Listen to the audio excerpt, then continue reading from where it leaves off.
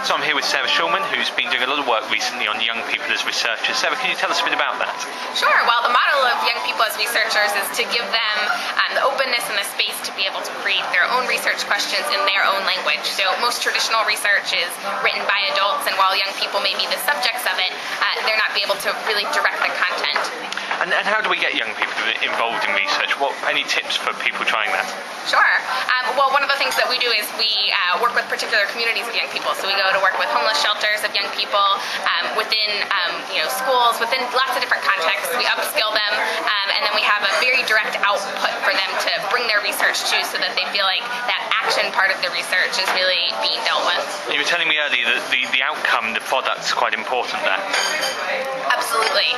So the whole notion is that this isn't research that's going to sit on a shelf. It's research that's interactive, that people are actually going out and doing something with. And so how do you create those forums for the research to get out there? How do you put it into practice? But surely with young people as researchers, they're not as rigorous as adults. They're not creating as good quality content. I've heard all of that, but really it's a set of skills that are easy to learn, and it's about giving young people the abilities to learn that. So there's curriculum that we use. It's about giving them support. It's about giving them access to other researchers. And absolutely, the research they do is far more innovative, more radical, and in language that other young people understand and want to use. And maybe a case study of where you've done that. Sure. So we're working in Rhode Island right now in the U.S., and the Department of Health there has hired 20 young people to serve as action researchers. So they're part of the state's evaluation team, and they are doing some amazing qualitative ethnographic studies about young people and sexuality.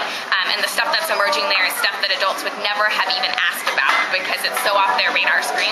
And we've got a young researcher network starting up in the UK. As someone who's been doing this for a while, any tips for the young people involved in that? Sure. Well, mostly tips actually for those that are supporting them, and to make sure to create an infrastructure where young people actually have a direct outlet for their work. That it's not just that they're creating this research, but that there's some way to bring that research back to the community. So the whole idea behind action research is that it's co-owned. It's not owned by any one person, so it's owned by everybody that's contributed to the research. So things like community forums are really important mechanism for sharing. And if people want to find out more, anywhere they should look? If you go to www.youthinfusion.com, there's some resources there. Sarah, thank you very much.